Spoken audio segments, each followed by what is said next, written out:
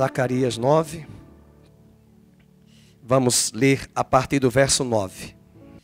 Alegra-te muito, ó filha de Sião. Exulta, ó filha de Jerusalém. Eis aí te vem o teu rei, justo e salvador, humilde, montado em jumento, num jumentinho, cria de jumenta. Destruirei os carros de Efraim e os cavalos de Jerusalém. E o arco de guerra será destruído. Ele anunciará paz às nações. O seu domínio se estenderá de mar a mar, e desde o Eufrates até as extremidades da terra. Quanto a ti, Sião, por causa do sangue da tua aliança, tirei os teus cativos da cova em que não havia água. Voltai à fortaleza, ó presos de esperança. Também hoje vos anuncio que tudo vos restituirei em dobro. Porque para mim curvei Judá como um arco, e o enchi de Efraim. Suscitarei a teus filhos, ó Sião, contra os teus filhos, ó Grécia. E te porei, ó Sião, como a espada de um valente. O Senhor será visto sobre os filhos de Sião, e as suas flechas sairão como relâmpago. O Senhor Deus fará soar a trombeta e irá com os redemoinhos do sul. O Senhor dos exércitos os protegerá. Eles devorarão os fundibulários e os pisarão, e também beberão deles o sangue como um vinho. Encher-se-ão como bacias do sacrifício e ficarão ensopados como os cantos do altar.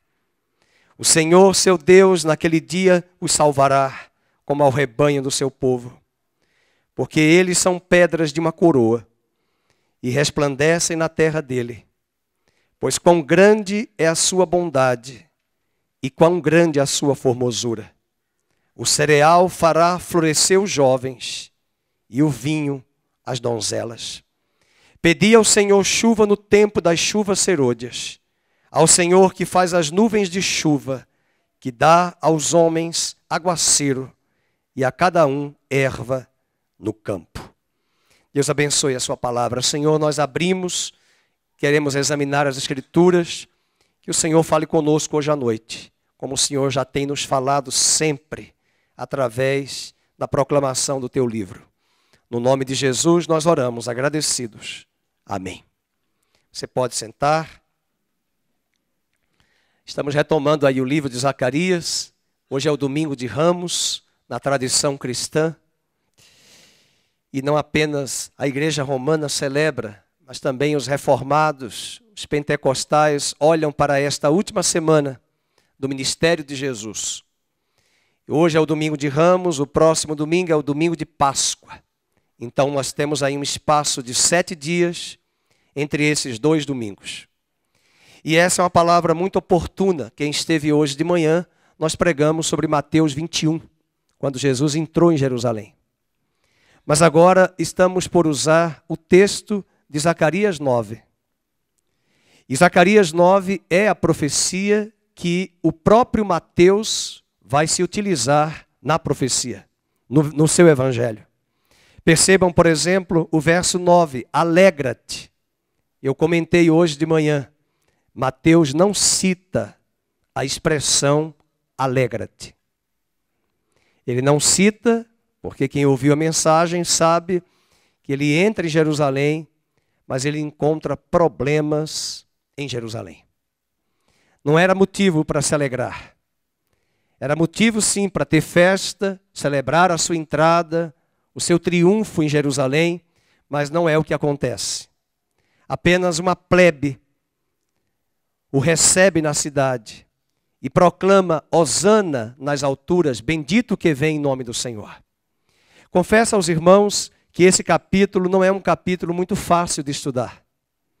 Um grande comentarista, Warren Wiersbe, em seu comentário bíblico, ele diz que o capítulo 9 e 9 de Zacarias, até o capítulo 10, todo o capítulo 10, nós podemos encontrar a história da igreja nesse capítulo.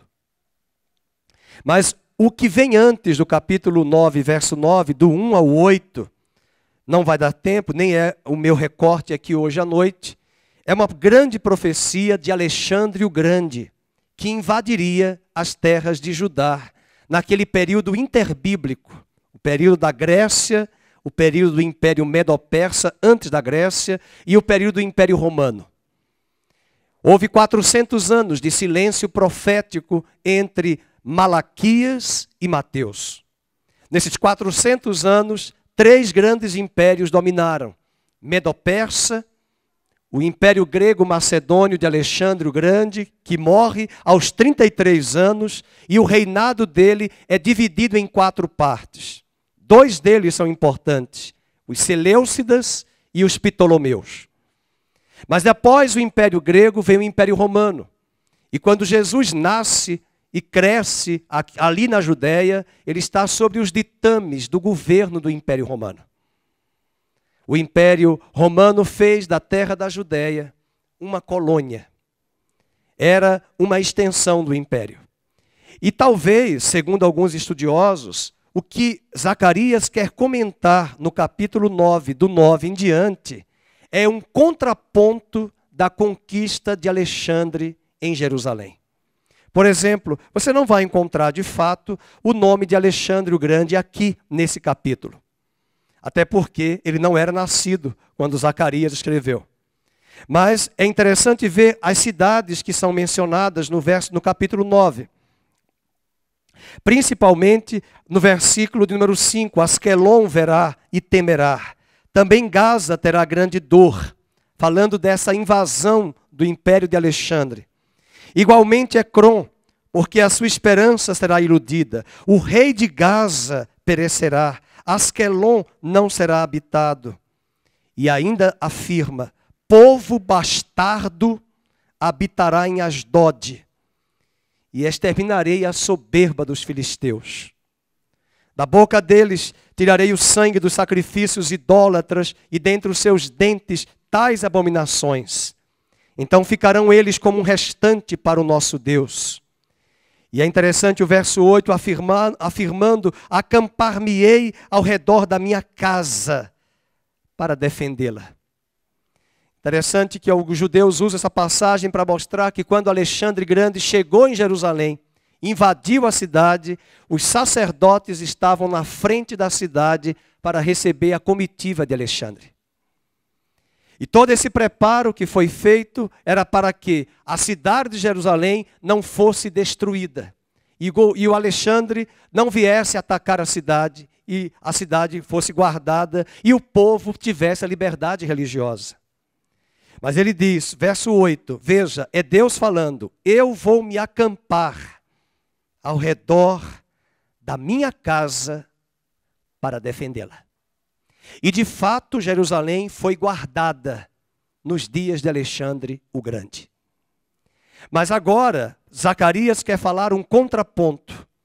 A entrada do rei, que não é Alexandre, mas Cristo, que também está com 33 anos de idade. Se você não sabia, Alexandre morreu com 33. Jesus também morreu com 33. Há um livrinho muito interessante que eu recomendo você ler, que a Igreja do Nazareno publicou, de um pastor americano. Um Nazareno Sem Igual. É um livro pequeno. Acho que não tem 50 páginas. Mas aquele livro compara as conquistas de Alexandre o Grande e as conquistas de Jesus. O primeiro é dito acerca dele que ele conquistou todo mundo antes de morrer.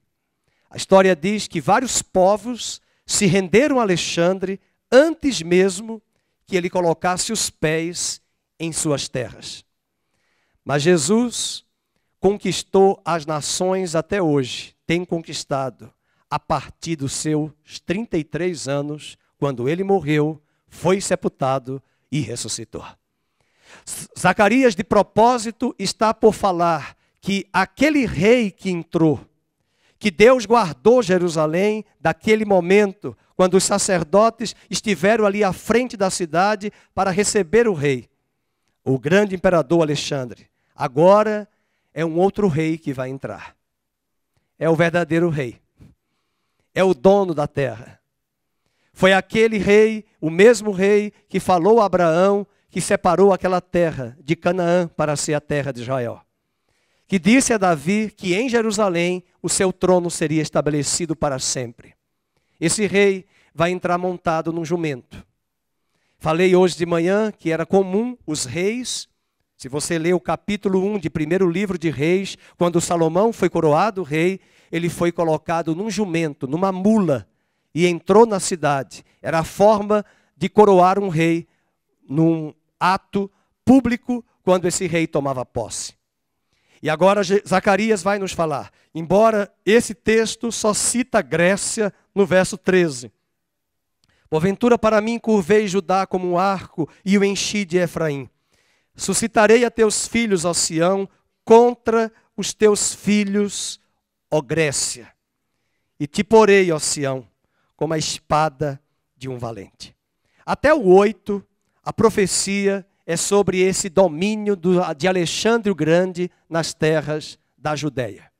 Mas vamos ao que nos interessa. O rei que vem a Sião para entrar, porque é o verdadeiro rei. Essa palavra do verso 9 é a palavra que você vai encontrar em Mateus capítulo 21, que é chamado Domingo de Ramos, quando Jesus entrou em Jerusalém. Quando Zacarias usou essa profecia, ele estava propositalmente a comparar a história desses dois conquistadores. E William Warren Wisber vai comentar que Zacarias 9 até o 10, verso de número 12, eu vou trabalhar com vocês agora essas passagens. Parece-nos que é uma boa reflexão sobre a história da igreja, do que tem acontecido e do que vai acontecer depois da primeira vinda do Messias, no verso 9. Só o verso 9 é a primeira vinda. Mas vamos agora observar o que Cristo irá fazer nessa segunda vinda, quando ele voltar. Primeiramente, o Messias, número 1, proclamará a paz. Vamos para o capítulo 9, verso de número 10. Ele, falando do Messias, anunciará paz às nações. O seu domínio se estenderá de mar a mar, desde o Eufrates até as extremidades da terra. O amém não foi muito forte. Talvez você não conhece o Salmo 72. O último salmo de Davi diz que do nascente ao poente, o seu nome será louvado entre todas as nações. O seu domínio, o seu reinado, o seu governo alcançará todas as extremidades da terra. E ele governará para sempre no seu trono. Esse é um salmo de Davi no Salmo 72. Convido você a ir comigo para ele. Volta um pouco atrás, marque essa referência. Vamos comigo para o Salmo 72. Ele vai anunciar paz. Na verdade, foi essa paz que foi pregada pela igreja que o Império Romano e no início os judeus perseguiram a igreja. Porque a igreja começou a pregar sobre um outro Quírios, um senhor que era César para Roma, que incomodava as autoridades religiosas. Mas quando a igreja muitos da igreja morreram ao proclamar que somente Jesus é Senhor. É bom lembrar que César, no Império Romano, era proclamado Senhor. Essa era a pergunta que era feita diante do Coliseu, diante de lugares públicos, quando a autoridade romana perguntava aos cristãos se eles negariam a Cristo e afirmariam que César é Senhor. A espada era lançada sobre as cabeças e as feras eram soltas para devorarem os cadáveres, os corpos de cristãos vivos em lugares públicos. Tão somente por negarem o senhorio de César e atribuírem que só Cristo é Senhor. Bem, queridos, eu quero dizer hoje à noite, a paz de Cristo chegou ao seu coração. Estamos estudando Romanos também. Paulo diz que justificados, pois, em Cristo Jesus, nós temos paz com Deus. Porque tanta ausência de paz na Terra Santa. Aliás, é o que mais nos perguntam: por que a Terra Santa não tem paz? Porque eles querem a paz política. Eles querem a paz dos tratados políticos de Nova York, de Washington, com o presidente dos Estados Unidos, a Palestina e o primeiro-ministro de Israel. Mas essa paz não foi essa que Cristo veio propor.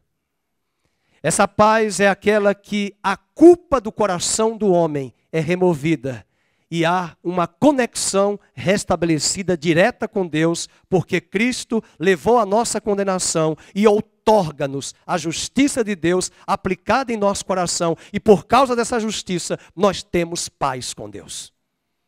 Que essa paz alcance as nossas famílias. E ainda que muitos não queiram o senhorio de Cristo hoje, há uma promessa de que um dia todo joelho se dobrará e toda língua confessará que Jesus Cristo é o Senhor, e todas as nações da terra se renderão ao seu senhorio.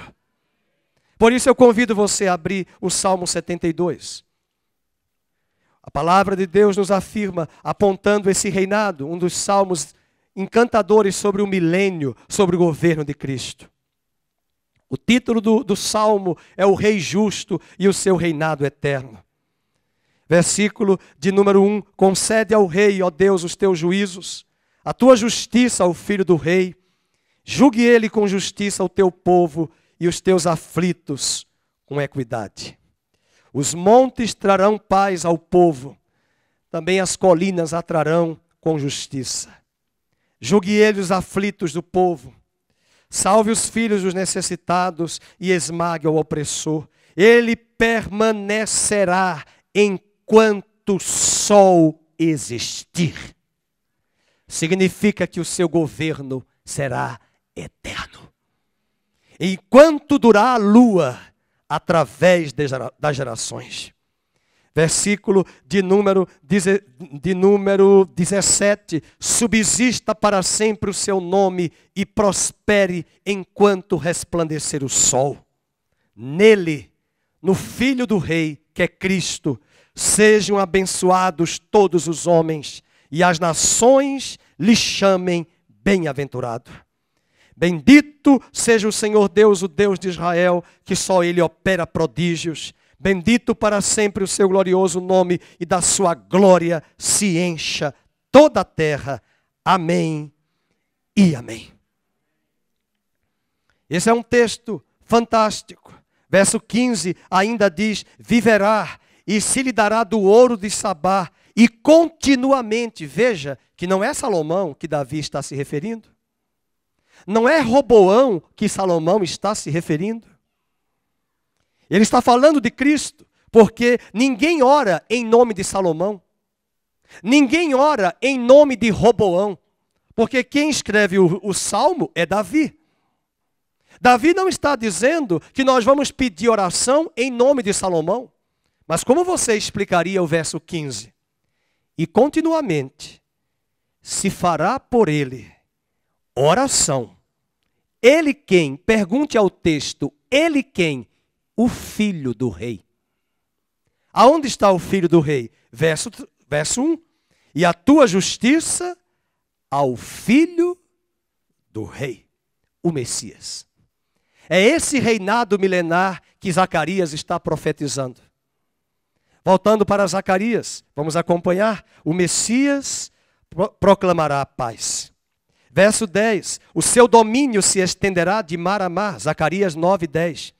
E desde o Eufrates, lá da região do Iraque, o Tigre e o Eufrates, até as extremidades da terra.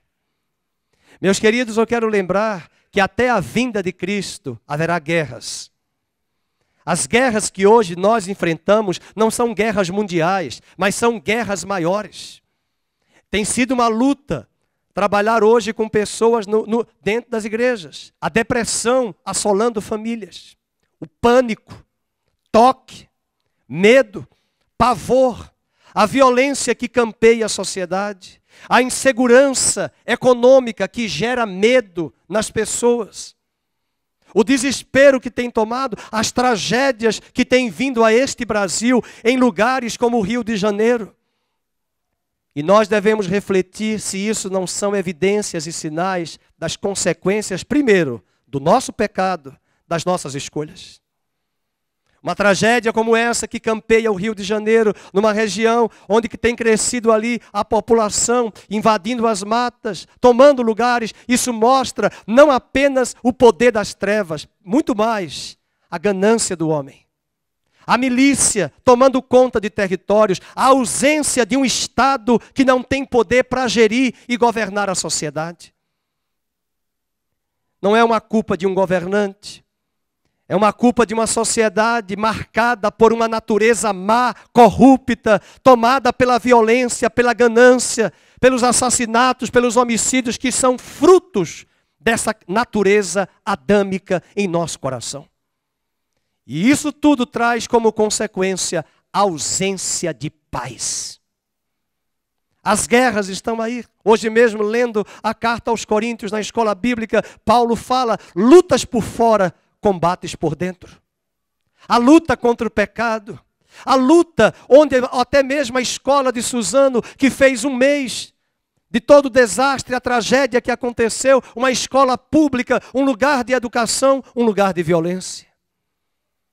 Por isso nós precisamos lembrar que daqui para frente os dias não serão melhores, serão piores, mas aquele que tem o Senhor em seu coração já venceu o mundo.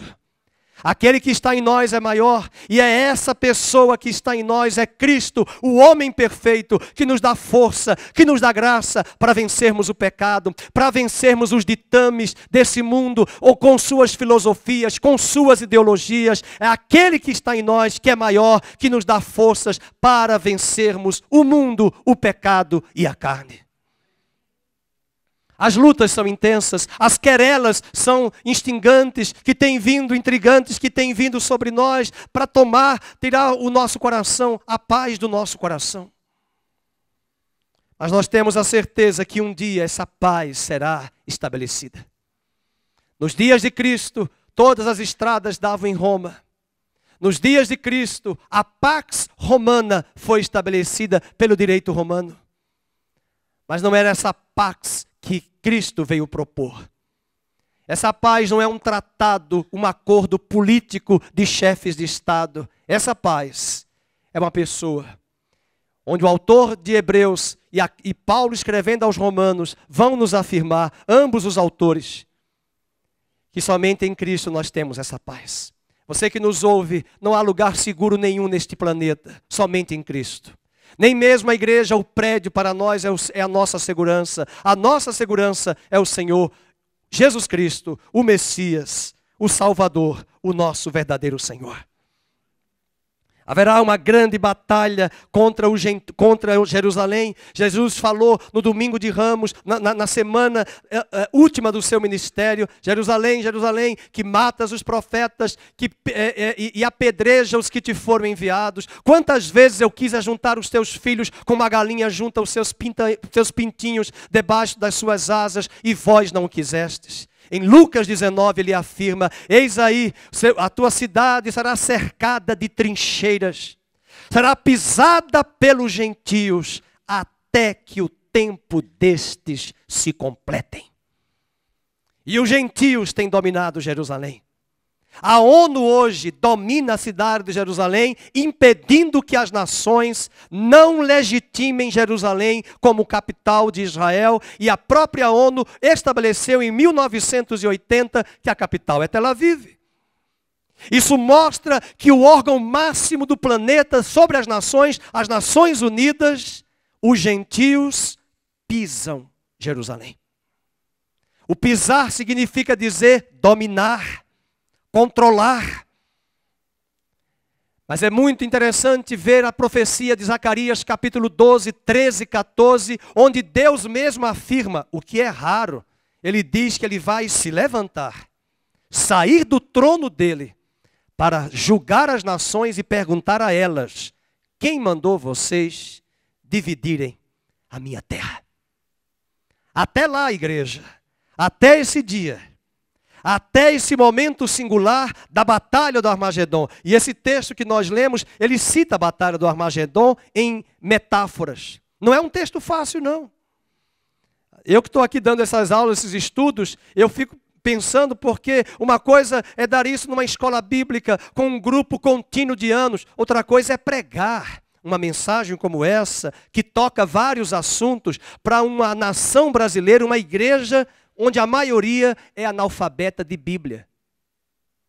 Nós não entendemos. Nos dias que Cristo veio, quando ele falava certas coisas, ele mesmo perguntou: por que vocês conseguem discernir quando vai chover e quando vai fazer sol e não conseguem entender que eu sou o Messias e que o tempo chegou? É impressionante como as pessoas hoje elas têm expertises, know-how de várias áreas.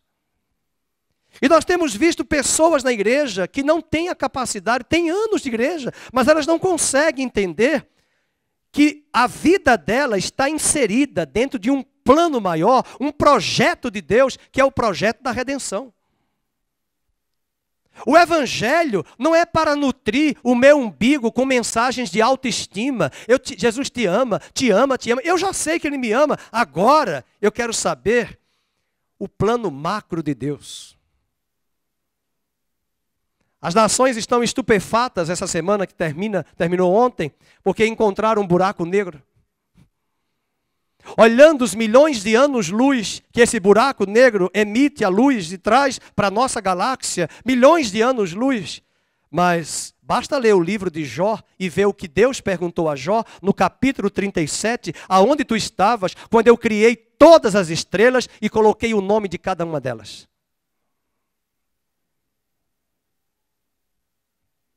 E a grande tristeza do meu coração como pastor é ver uma igreja hoje no Brasil que não sabe quase nada dos projetos de Deus. Na verdade, hoje é o contrário. Eu quero saber qual é o projeto de Deus para a minha vida. Mas eu esqueço de perguntar a Ele, aonde está a minha vida inserida no projeto macro dEle, que é o projeto da redenção. É por isso que essas coisas nós estamos falando aqui para um grupo diminuto, pequeno. Mas eu tenho uma certeza que tem um remanescente fiel espalhado por este planeta Terra que está ouvindo a trombeta de Deus, ouvindo a palavra e está discernindo. Nós somos poucos aqui, mas tem milhares e multidões espalhados entre as nações que estão buscando ao Senhor, porque Deus terá um remanescente fiel. Um povo dentro de um povo chamado cristão, que não é cristão, mas ele vai tirar um remanescente fiel. Um povo que não apenas ama, está na casa dele, mas ama a sua palavra, ama entender o seu projeto. Um povo antenado com tudo o que está acontecendo. Um povo, como dizia John Wesley, que lê a Bíblia, mas lê o jornal de Londres todos os dias, lê os jornais do Brasil todos os dias e faz a conexão entre as Escrituras, as profecias e os últimos acontecimentos. Nós estamos distraídos com muitas coisas, meus queridos. Nós estamos alheios aos planos de Deus. Nós estamos com um evangelho hoje de autoajuda que só valoriza o nosso umbigo. E Paulo diz, o Deus de muitos é o ventre. As pessoas vão partir para a eternidade, muitos estão partindo no analfabetismo bíblico e espiritual acerca das coisas de Deus. Nós somos a resposta para estas nações, para estes povos. Não importa o ano, o tempo de caminhada que você tem, apegue-se ao Senhor. Apegue-se à sua palavra, examine-a todos os dias, estude as Escrituras, ore, busque, vai ter vigília, vamos orar, venha orar conosco na vigília, vamos buscar ao Senhor, venha para os cultos de estudo bíblico, venha para os cultos de ouvir a palavra. Domingo não é nosso, domingo é dele, porque nós estamos aqui para encher o nosso tempo? Não, nós estamos aqui para aprender mais, para examinar mais. Você pode conhecer a Bíblia, mas eu cheguei a uma conclusão, quanto mais eu me exponho, quanto mais eu escuto, e quanto mais eu deixo de escutar, essa palavra deixa de me afetar. Eu posso conhecer as Escrituras, mas eu preciso, como dizia Lutero, ouvir o Evangelho todos os dias. Todos os dias eu tenho que ouvir o Evangelho, dizia Martinho Lutero. Capítulo número 9, ele vai falar agora que o Messias vai marchar em triunfo. Vamos para o capítulo 9, verso 14. O Senhor será visto sobre os filhos de Sião. Que maravilha! O Senhor será visto. Sabe por que ele será visto? Porque Apocalipse diz, e todo olho o verá. E ele descerá. Ele será visto. As suas flechas sairão como relâmpago.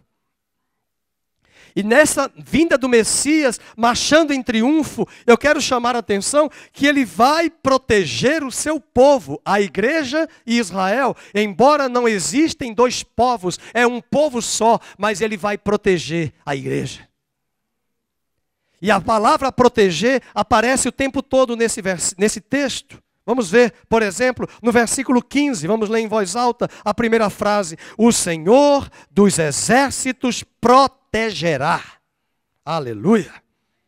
Versículo 16, a primeira frase. O Senhor seu Deus naquele dia os salvará.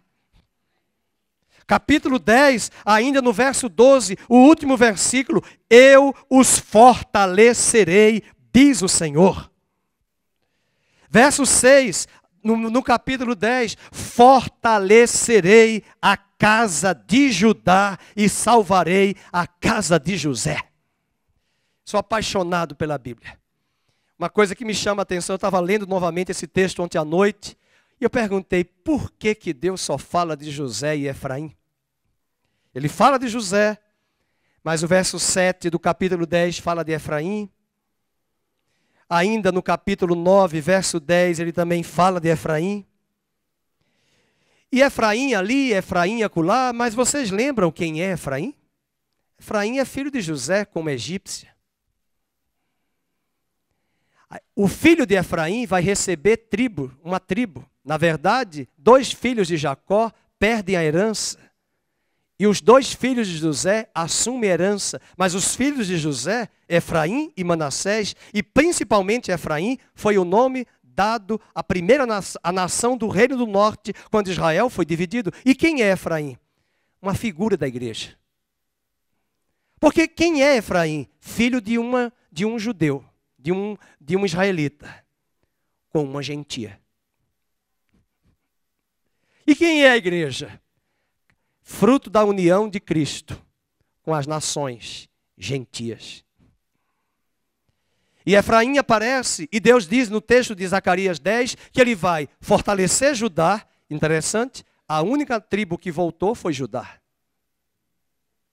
E vai fortalecer Efraim, a igreja. Que é uma figura da igreja. Mostrando que José, que gerou Efraim, gerou esse filho com uma gentia egípcia, a filha do sacerdote de Faraó. Mas nessa marcha triunfante do Messias, ele vai nos proteger. Nos proteger de quê? Do perigo, da morte. E vai nos capacitar para nos derrotar os inimigos. Você que está aqui, Deus está preparando você para grandes batalhas. Você não está entendendo as lutas que você tem enfrentado, não? Jesus falou uma certa ocasião, o que eu faço agora só tu entenderás depois. E as pressões que nós comentamos domingo passado no texto de Romanos capítulo 5. Tríplices, tribulação. John Stott diz que a palavra grega tríplices quer dizer pressão. E é no meio das pressões e dos embates que o caráter guerreiro é forjado em nossa vida. Deus está forjando você. As tentações que você tem tido, que Deus tem te guardado de cair, de queda. As lutas que você tem enfrentado, as batalhas na família, as batalhas no casamento, as batalhas na despensa, nas finanças. São batalhas por todos os lados, as batalhas da alma, as batalhas de uma separação de um casal por conta de trabalho. O Bruno está aqui, a esposa está lá em Assis. É batalha. É um casamento, é uma família, é uma saudade, há lutas, a solidão, o estar sozinho num quarto em casa. Só Deus sabe as querelas, as batalhas que enfrentamos. E eu queria chamar a atenção para você marcar na sua Bíblia as metáforas que Zacarias vai usar das batalhas. Primeiro, a tempestade. Verso 14 do capítulo 9. O Senhor será visto sobre os filhos de Sião. As suas flechas sairão como relâmpago, tempestade. E o Senhor Deus fará soar a trombeta e irá com os redemoinhos do sul. Sabe o que eu lembrei agora? Atos capítulo 27, quando Paulo foi para Roma. Vai ler o capítulo 27. Vai ver as tempestades que ele enfrentou. Todos que estavam no navio foram salvos. O navio ficou estraçalhado, destruído nas pedras das encostas junto ao mar. Mas um anjo do Senhor visitou aquele navio na presença de Paulo, e o anjo disse que o Deus a quem ele servia e serve mandou dizer que ninguém daquele navio seria destruído diante daquela tempestade. E Paulo chegou a Roma e cumpriu o propósito. E hoje também eu falo a mesma coisa. Você está aqui, você que nos ouve, Deus está contigo nessa tempestade. Você marchará triunfamente. O Senhor te dará vitória. O Senhor livrou os 3 amigos de Daniel na fornalha e não da fornalha. Ele não tirou eles da fornalha, mas foi dentro da fornalha que o Senhor guardou os amigos de Daniel.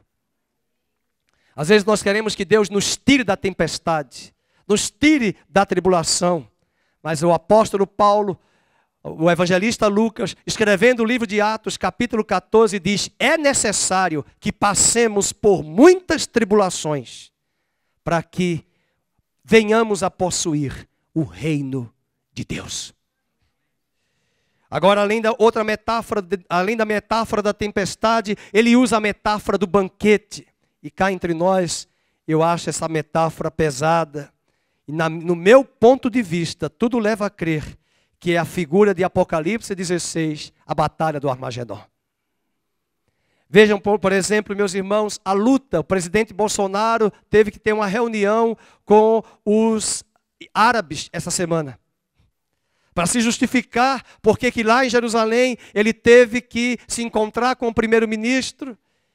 E eu espero que ele possa lograr êxito em seu propósito de estabelecer, sim, a capital de Israel como Jerusalém, para que não volte atrás e não titubeie em função das pressões. E o que ele passa, nós também passamos, porque as trevas, os homens e as circunstâncias vêm nos forçar para titubearmos e cedermos e fazermos concessão aos homens. E essa batalha é uma grande batalha que a igreja enfrenta nos últimos dias. Alguns anos atrás, no início do século 21, um pastor, não é o Rick Joyner, mas é um outro, acho que é o Rick Joyner, porque tem o Rick Warren e o Rick Joyner. O Warren escreveu A Igreja com Propósitos, o Rick Joyner escreveu A Última Batalha Final, a Batalha Final. Deus deu a ele várias visões. Ele tem uma igreja muito linda, uma igreja muito bonita, séria, na Carolina do Sul, na Carolina do Norte, nos Estados Unidos. Escreveu vários livros, um deles, A Batalha Final. E essa batalha, ele se refere para nós. Uma batalha de guerras na mente, na alma, no corpo, no físico. Estar aqui na igreja, no culto, é uma batalha. É uma batalha. Às vezes, mesmo aqui com poucas pessoas, eu sinto a dinâmica de manhã, uma batalha muito grande na minha cabeça. Pelas demandas, muitos avisos, muita coisa para dar. Gente que vem falar, faz isso, faz aquilo, aquilo. E eu fico preocupado com o tempo, que a palavra tem que ter mais tempo para a palavra. À noite, às vezes, é mais tranquilo. Tem pouca gente. E quando tem muita gente, são muitas intenções e motivações erradas também. É um que se preocupa com a hora, é um que está com sede, é um que quer ir no banheiro, é um que está ali, é um que tem um prego na cadeira, é um que tem alguma coisa, está acontecendo, vai e tal. E fica um clima de muita tensão e distração e falta de foco. Você pensa que eu não enxergo tudo isso? Não, eu vejo tudo isso. E passo mal aqui. Por isso que eu pedi hoje de manhã, orem por mim. Porque me incomoda. Às vezes Deus quer falar, tem visitantes na igreja e os crentes antigos passeando, tomando água. Irmãos, eu estou morrendo de sede, tem água aqui, eu não tomo. Está faltando algo na igreja. O culto começa antes de sair de casa. O foco de muita gente é a maquiagem, é o cabelo, é o roupo, é o corpo, é a roupa. Mas aonde está Deus? Se eu perguntar a você qual foi a primeira palavra que foi aberta hoje à noite aqui, foi lida pelo pastor Adair, você lembra? Porque para mim Deus já está falando comigo no início do culto. Eu tenho que ter maturidade, quebrantamento para discernir. O culto é para Deus, o culto é para a glória de Deus. Não é para a minha glória. Que Deus tenha misericórdia das nossas vidas. É tempestade, é banquete. Verso 15, o Senhor protegerá. Veja, não se assuste com a metáfora. É morte. Eles devorarão os fundibulários e os pisarão. Também beberão deles o sangue como vinho, porque ele está falando, vai haver mortandade. Isso aconteceu nos dias de Roma, quando Roma, no ano 70, invadiu Jerusalém, sangue dos cristãos e sangue de judeus foi derramado em Jerusalém. Se você não sabe, General Tito ateou fogo no templo de Jerusalém e o ouro que estava cobrindo o templo chegou a Cilício-Efazer e os romanos, na ganância de pegar o ouro, foram quebrando as pedras do templo. Por isso que Jesus disse, não vai ficar pedra sobre pedra. Mataram cristãos, tomaram as espadas, rasgando as mulheres grávidas, matando simultaneamente mulheres e bebês que nem tiveram o direito de nascer. E desde o ano 70 depois de Cristo, principalmente quando Nero assumiu o reinado, a partir do ano 60, quando Paulo foi decapitado, quando Pedro foi morto, sangue de cristãos foi derramado. Houve uma época na história da igreja que os primeiros perseguidores da igreja não foram os romanos. Os romanos estavam bem com a igreja. Os inimigos da igreja eram os judeus. Porque os judeus enxergavam o cristianismo como uma seita do judaísmo. Mas depois, quando vem o imperador Cláudio, que começa a expulsar os cristãos de Roma no ano 54, e após o seu governo, 10 anos, vem Nero, e que começa a queimar cristãos, incendiar Roma, e culpar os cristãos de que foram eles que incendiaram Roma, até hoje a perseguição foi cruenta. E cá entre nós, se não temos visto mártires morrendo e derramando o seu sangue, eu quero dizer que eu não sei a vocês qual é a maior batalha. Se é morrer fisicamente ou se é sentir na alma e na mente uma batalha cruenta, comprometendo a minha vida com Deus. O que dói mais? Uma pancada física ou uma pancada moral? O que dói mais? Uma surra no rosto ou uma surra na alma e no espírito? E essa batalha, cristãos têm morrido. Se você assistir ao filme O Pianista, os judeus, muitos, perderam a esperança no meio do sistema nazista, dizimando os judeus. E uma das cenas que me dá uma tristeza é ver uma família tomando uma batata inglesa e dividindo para 5 pessoas. E nessa hora, uma judia diz, Yahvé não existe. O nosso Deus não existe. Hoje nós não temos enfrentado batalhas como essa, salvo alguns países do Oriente Médio, como a Síria, como no Egito, alguns bairros de cristãos, onde uma boa parte da população despreza ali os cristãos. Mas a grande batalha que tem vindo sobre a igreja contemporânea é uma batalha teológica, é uma batalha espiritual, é uma batalha da carne, uma batalha da alma, uma batalha de ideologias, uma batalha de correntes ideológicas, de sofismas que tentam esfriar a igreja por ausência da palavra e das escrituras e de oração. A igreja tem se esquivado da sua posição. Por isso ele diz no verso 15, encher-se-ão como bacias do sacrifício e ficarão ensopados como os cantos do altar, numa metáfora, mostrando as pontas do altar, onde o animal era rasgado e queimado. Ele diz que essas pessoas serão mortas. para mostrar a grande batalha que as nações terão contra Jerusalém antes da vinda do Senhor. E até essa batalha chegar, nós estamos sentindo essa batalha nos ares contra Jerusalém. Eu acompanho jornais todos os dias e fico pensando, meu Deus, é no governo Trump, em que governo que isso vai acontecer? E imagine quando todas as nações da terra ficarem contra Jerusalém. Você tem que lembrar dessas pregações. Você tem que lembrar das profecias. Por isso que é maravilhoso ir à Terra Santa e apalpar a palavra profética. Quando eu chego no Monte Carmelo, que eu vejo o Vale do Meguido, onde ali vai ser a batalha do Armagedon, um grande campo de batalha, que já foi campo dos dias de Elias, que será novamente um campo contra Jerusalém e Israel. Essa semana, uma jornalista de uma grande emissora fez uma crítica mostrando por que o Bolsonaro está apoiando isso, porque é a pressão da bancada evangélica. Eu tive vontade de dizer, mas a bancada americana faz a mesma coisa. E os evangélicos americanos sabem, porque estão cercados de muitos judeus e evangélicos que são cristãos de base cristã do próprio país, que hoje é riquíssimo e que tem a base do protestantismo. Eles entendem que tudo começou ali e tudo vai terminar em Israel, em Jerusalém. E ela ainda disse, ao vivo, é muito difícil uma jornalista falar de temas evangélicos e citar o nome Jesus Cristo. E ela disse, e eu fiquei estupefato, 7h30 da manhã, assistindo ao vivo o programa, ela disse, é porque os evangélicos creem na volta de Cristo, na segunda vida de Jesus Cristo, que vai reinar a partir de Jerusalém. E eu pensei comigo, a senhora não crê? Parece que não.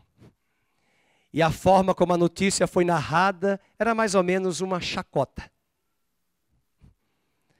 Mas seria bom que ela lesse um dia Zacarias, capítulo 12, 13 e 14. Ah, mas eu não acredito na Bíblia. Mas nós cremos em tantas coisas. E se nós passássemos a examinar melhor as Escrituras, com afinco, nós enxergaríamos coisas mais profundas, que vão além das profundezas, das profundidades profundas. Voltando para o capítulo 9. Tempestade, banquete, mas agora sim, um rebanho. 9:16. O Senhor seu Deus, naquele dia, que lindo, os salvará. Como o rebanho do seu povo. Que é isso? É uma outra metáfora. Ele está chamando o seu povo de rebanho. Deus diz que Ele é o pastor e nós somos as suas ovelhas. E um dos grandes dilemas de guerras que a igreja enfrenta é uma guerra de doutrina. Satanás tem vindo com toda a fúria para destruir os púlpitos, para que não haja nos púlpitos exame das Escrituras. E o grande exemplo disso é que no capítulo 10, Deus vai ficar irado com os pastores. Verso 3. Contra os pastores, vamos ler? Se acendeu a minha ira. E eu castigarei quem? Vamos? Quem ele vai castigar? Os bodes guias. E chama pastor de bode, pastor Felipe. É porque o bode não está interessado no rebanho.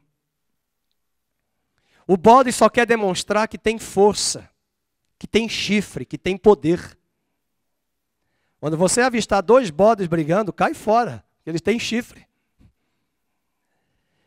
Mas ele diz que esse rebanho, esses bodes guias, o que é que esses bodes guias ensinam? Heresias. O que é que hoje tem se ensinado nas igrejas? Heresia. O que é que destrói uma igreja? Heresia. E o que é que Deus quer fazer? Purificar a igreja e trazer a sã doutrina. Amém, queridos? E o texto diz, mas o Senhor dos Exércitos, olha, é Ele quem diz, tomará a seu cuidado quem? O rebanho. A casa de Judá, e olha que lindo, Ele vai fazer de nós o seu cavalo de glória na batalha. Tempestade, banquete, rebanho. Não é só aqui, veja no 10, 3a, né? Ele fala dos pastores. O 9:16, o Senhor salvará o rebanho do seu povo. Mas além disso, ele diz que esse Messias, que vai marchar em triunfo, vai proteger o seu exército dos inimigos, e ele faz do seu exército pedras preciosas. Olha quantas pedras preciosas nós temos aqui. Tem pedra até de Assis. Tem pedra preciosa. Qual é o seu dom? Quais são os seus talentos que Deus tem lhe dado para servir a igreja? Não despreze o seu dom. Quem está aqui pregando não pode fazer nada se esses 3 irmãos não estiverem ali na mesa de som e de áudio. Felipe é de pouco falar, mas está ali sentado junto à mesa, controlando aqui o microfone. Quem está assistindo esse culto ao vivo deve saber que tem 2 ali trabalhando, cansados, mas estão ali e ficam de pé porque tem que estar atento a tudo. O Rogério e o Eduardo. O Eduardo ainda é novo aqui na igreja. Visitante, já se tornou membro sem ser. Brincadeira, Eduardo. E já está trabalhando. É o dom. Pede para o pastor Fernando ficar ali. Eu vou atrapalhar tudo. Já atrapalho. Aqui, imagina, ali na mesa. Então veja, o galardão desses irmãos não será diferente do meu. A mensagem que está sendo levada para vários lugares não é por mim, é por eles. E se eles hoje disserem, nós não vamos, estou com raiva do bigode do pastor, as nações vão perecer. As pessoas vão deixar de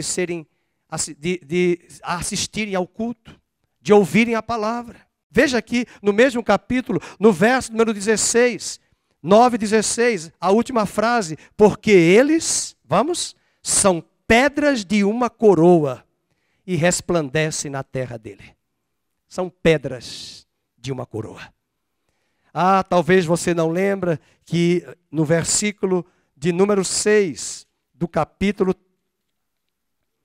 eu anotei aqui, no capítulo 3, verso 9, vamos ver, 3:9, falando do sumo sacerdote Josué. 3:9, porque eis aqui a pedra que pus diante de Josué.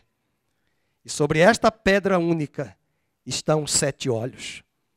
E ainda na cabeça de Josué, o sacerdote, havia uma faixa de ouro, para dizer que era santidade ao Senhor, separado para o Senhor. E Deus diz lá na carta de Pedro, para mim e para você, vós sois, Maria, pedras vivas. Pedras vivas. Quantas pedras nós temos aqui? Quantas pedras estão nos assistindo agora nessa palavra? Além das pedras, ele vai trazer agora uma imagem muito bonita no capítulo 9, versos 17. Haverá grãos em abundância nos campos e nas vinhas. E meus queridos, aonde tem grão, aonde tem abundância na vinha, é porque será farta a colheita de almas que Deus fará nos últimos dias.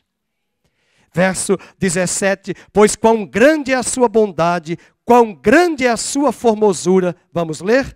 O cereal fará florescer os jovens e o vinho as donzelas. Que seja essa palavra para o nosso Brasil, que haverá fartura na nossa economia, para todos os grupos sociais.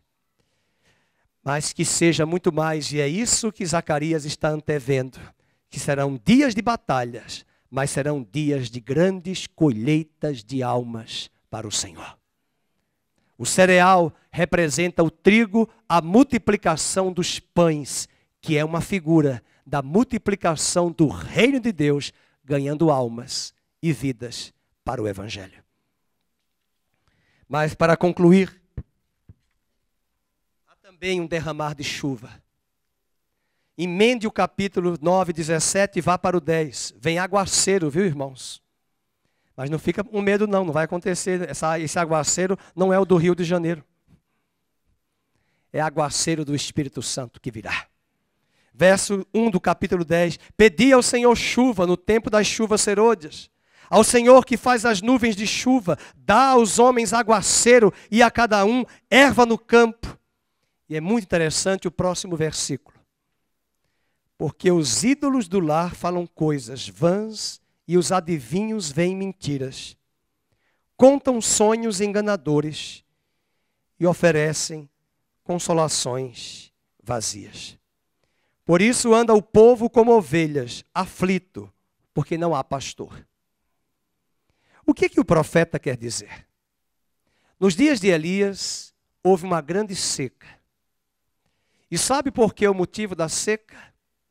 Porque eles estavam buscando Baal, e eles achavam que era Baal que ia trazer a chuva para Israel. E foi no Monte Carmelo que Elias desafiou os profetas de Baal. E foi naquele monte que Deus mostrou a Elias uma pequena nuvem que comportava numa mão. E Elias perguntou: o que é que tu vês? Ele disse, o seu servo: eu vejo uma pequena nuvem do tamanho da mão de um homem. E Elias disse: corre, porque está vindo aí aguaceiro. Esse caso, esse exemplo, é um exemplo muito assim, importante de um grande paralelo que vai acontecer nos últimos dias. As batalhas são grandes. E assim como Israel estava vivendo idolatria, e há muita idolatria hoje na igreja evangélica, Deus vai tratar-nos da idolatria. E quando Ele nos tratar da idolatria, virá chuva como aguaceiro para fazer uma grande colheita de almas, porque esse vazio que o coração do homem tem, somente será preenchido por Deus mesmo. O vazio que você tem, querido, só Deus pode preencher. Não adianta inventar restaurante, viagem, passeios. Eu conheço pessoas da minha família que viajam e depois que ficam alegres, né, maravilhosamente bem na viagem. Quando volta, deprê, down. E o ciclo aí tem que criar uma outra viagem. Mas nós precisamos entender que não é viagem que preenche o nosso vazio. É Deus que preenche o nosso vazio. Há um vazio hoje nas igrejas. Por que as igrejas estão assim? Não é somente aqui. Vai visitar algumas igrejas. As pessoas não estão vindo mais 2 vezes ao domingo. Só vêm ou de manhã ou à noite. Para encher, tem que trazer cantor famoso. Para encher, tem que trazer pregador que profetize revelação. Para encher, tem que fazer muito barulho para fazer as coisas acontecerem. Mas eu aprendi no Novo Testamento que o culto para Deus é oração, louvor, adoração e estudo da palavra e comunhão com os irmãos. Isso é um culto para a glória de Deus. Nós gostamos muito dos recheios. Nós gostamos muito de colocar muitas coisinhas no culto, mas o culto é para a glória de Deus. E Deus traga esse aguaceiro.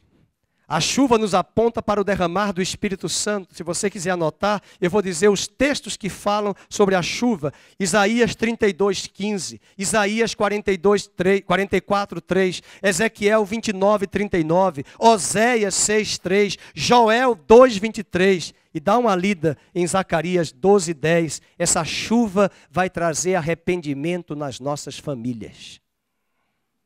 Estou vendo ali a Silvia com a dona Marta. Ela foi a Maceió, o pai dela está no estágio final. Um homem ainda novo, problemas sérios de saúde. Eu disse: Silvia, vai. Quando ela me falou, perguntando: vai, Silvia.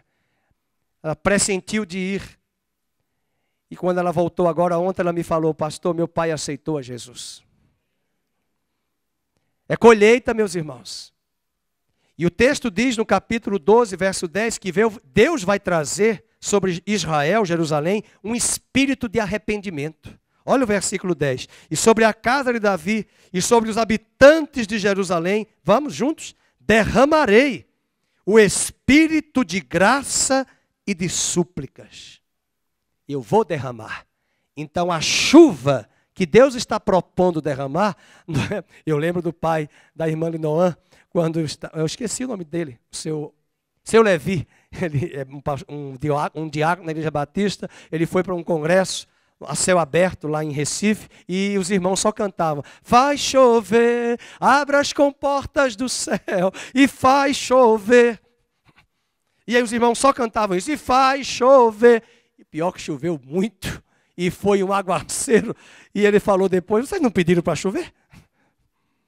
Só que ninguém estava pedindo essa chuva. era a chuva do Espírito. A música quer falar da chuva, mas a música diz: abre as comportas dos céus e faz chover. Então você precisa entender que tem gente que visita a igreja e pergunta para mim lá na porta: o que você quer dizer com faz chover? Eles não entendem, eles pensam que a gente está pedindo chuva. Estou pedindo a chuva do Espírito para amolecer a terra do coração seco. Eu fui com o Ricardo na lagoa orar no evangelismo. Eu digo: Ricardo, pelo amor de Deus, que lagoa é essa? Que parque é esse? Tudo seco, o pó no ar. A terra seca de dias que não chovia em Campinas. E na hora eu pensei: vamos orar por isso. O Ricardo olhou para mim e eu expliquei: vamos orar para que Deus molhe a terra de Campinas do nosso coração. Molhe a terra da igreja que está seca, vazia. Que acha que precisa de um show na igreja para ver uma dinâmica. O que é que a gente pode fazer para encher a igreja? Vai estufar. Vai fermentar. Porque crescimento da igreja não tem receita, é Deus quem dá. E hoje o que eu vejo é oba-oba, é movimento. Eu vou fechar e ele diz ainda esse derramamento da chuva. O Messias, terceiro ponto, o primeiro ponto que nós trabalhamos foi que o Messias proclamará paz. O segundo, o Messias marchará em triunfo, protegendo o seu povo dos inimigos através dessas metáforas. Mas o Messias vai fortalecer o seu povo. Vamos ver no capítulo 10, verso 5, rapidamente, ele diz: porque o Senhor está com eles, 10:5, e se envergonharão os que andam montados em cavalos. Interessante que também, no número 4, o Messias transformará as ovelhas em cavalos de guerra.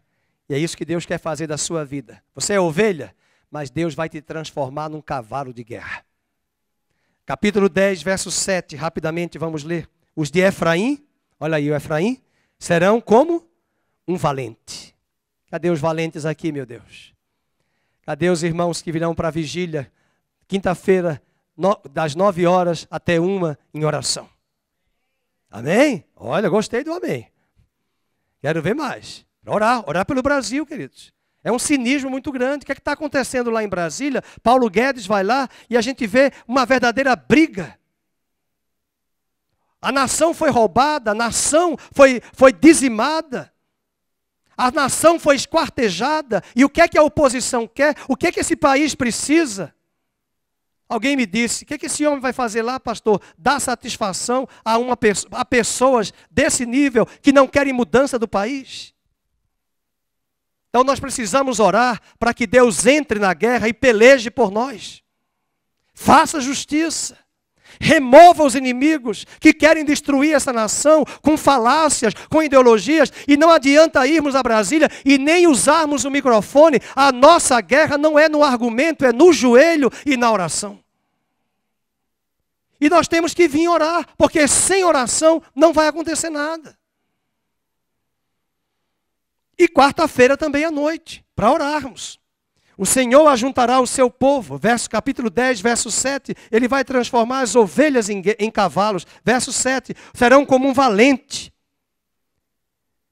E o Senhor ajuntará o seu povo e os remirá. Capítulo 10, 8 a 10. Vamos ler. Olha, é a primeira vez que eu li da Bíblia que Deus vai assobiar. E eu tenho vergonha que eu não sei assobiar. Até hoje é uma coisa que eu não sei. Já tentei, meus irmãos. Já fiz todos os exercícios no espelho. E não consigo. Tenho até vergonha de falar isso. Eu fico assim olhando para as pessoas, babando. Como é que ele consegue? Eu não consigo. Na época eu achava que era porque eu usava aparelho ortodôntico. Mas a Bíblia diz que Deus vai assobiar. E vai dizer: você